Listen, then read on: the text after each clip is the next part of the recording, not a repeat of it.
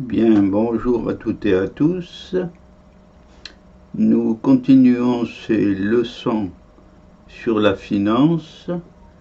La dernière fois, nous avions rappelé, puisque c'est déjà il y a une dizaine d'années, les mauvaises aventures que les banques avaient connues avec des professionnels du vol des établissements bancaires, et beaucoup de banques en avaient été victimes. Maintenant, au paragraphe 2, c'est la rentabilité des banques.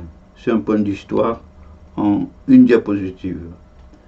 Nous allons voir qu'en 2008, il y a un record historique de profit, que les banques des particuliers sont plutôt moins rentables.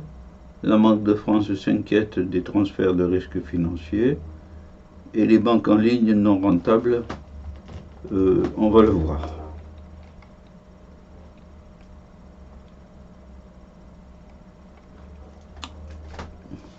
En 2006, le secteur bancaire français a fait 40 milliards d'euros de profit. Il ne s'est jamais aussi bien porté. Et on pourra mesurer depuis cette époque ce succès s'est plutôt bien comporté. Banque des particuliers en France sont moins rentables que les autres secteurs bancaires.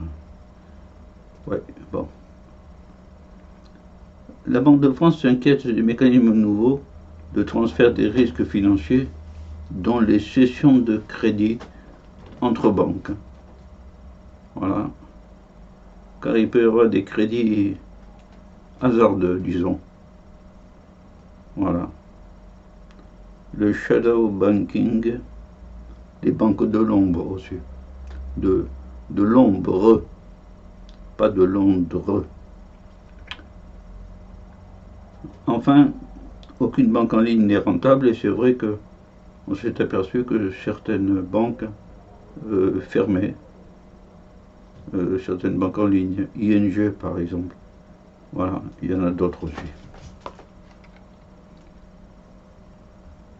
Voici pour la rentabilité des banques. La concurrence. Diverses personnes morales se lancent dans la banque.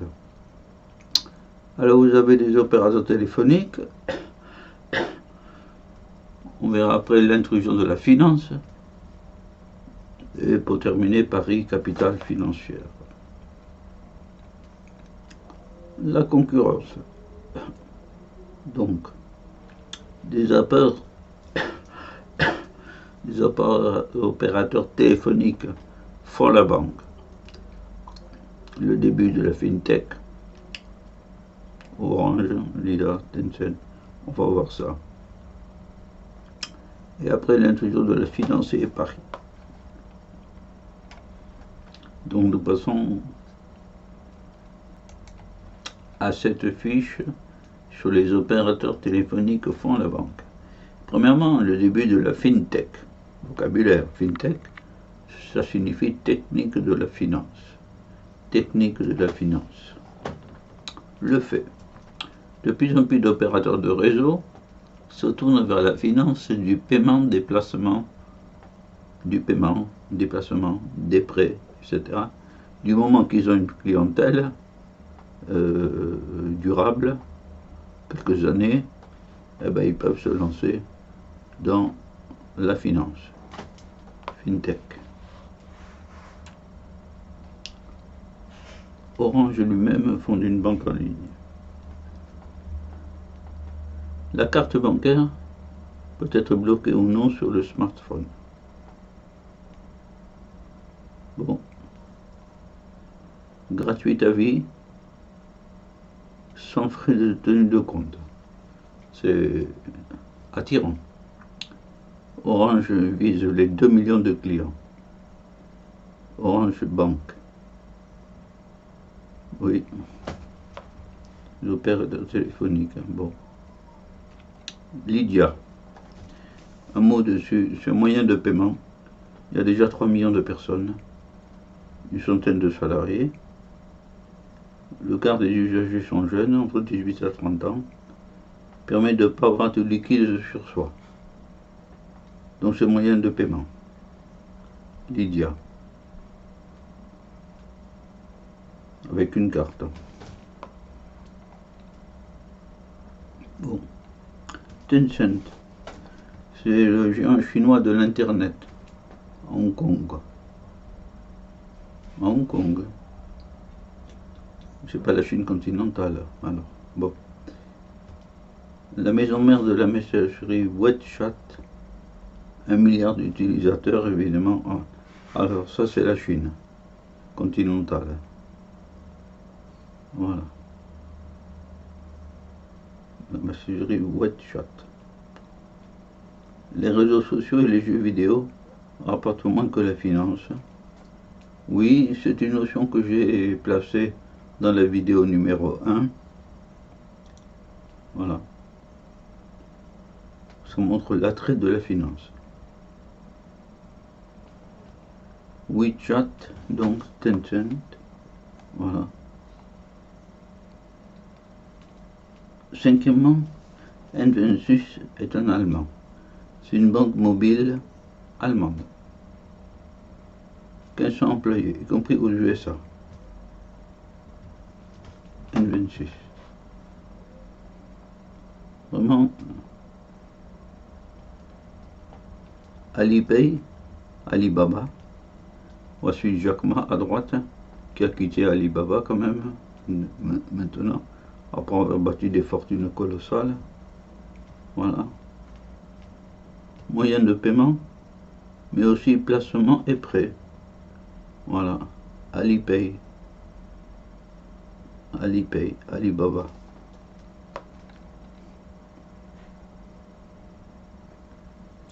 Gambé, l'intrusion de la finance. Résumé. Les jeunes pousses de la finance prolifèrent et envahissent les métiers des banques traditionnelles. Les jeunes pousses de la finance. Deuxièmement, les grands établissements bancaires restent pénalisés par des coûts fixes élevés, notamment en raison des agences, et des fonds propres lourds. Je ne sais pas ce qu'ils entendent par ça. Lourd. Un Français, Renaud Laplanche, que voici, pèse 7 milliards de dollars en ayant fondé une plateforme de prêt entre particuliers, l'Indy Club, en 2006 à San Francisco. Maintenant, il pèse 7 milliards de dollars. Des prêts entre particuliers.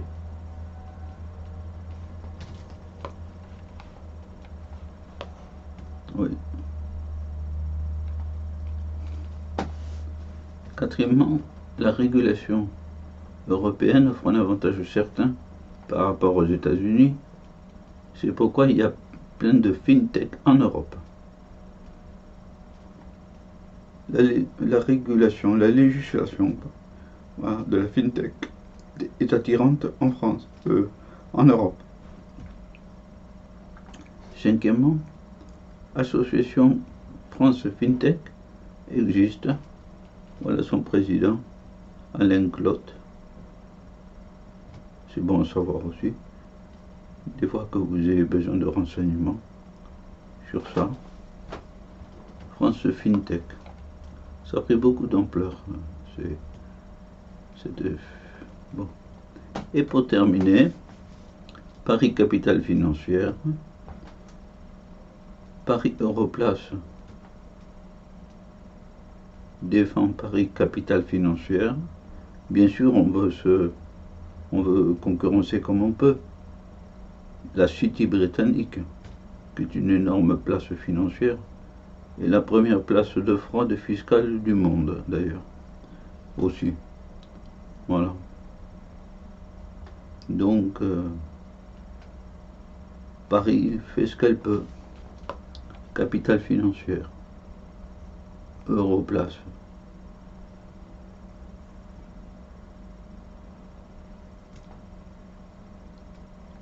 Voilà. Donc voilà pour la concurrence. Les banques se font du souci, les banques en ligne se portent mal, les banques traditionnelles ont des coûts fixes en raison de leurs établissements immobiliers et des personnels aussi, et à cause de la concurrence aussi. Même Alibaba, le chinois, qui se lance dans ça. Voilà. Ouais.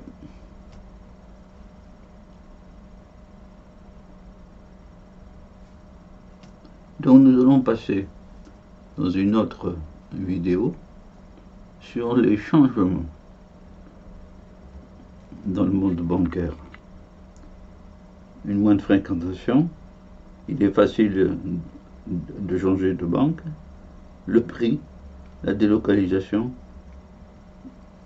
une question spéciale, la culture et la banque, les virus et le point en 2017. Voilà. Eh bien, pour la vidéo suivante, la leçon suivante droit en finance, je vous dis au revoir. Profitez bien de toutes ces connaissances et puis servez-vous-en plus tard, quand vous aurez assimilé un peu plus. Voilà. Je vous dis au revoir à toutes et à tous. Au revoir.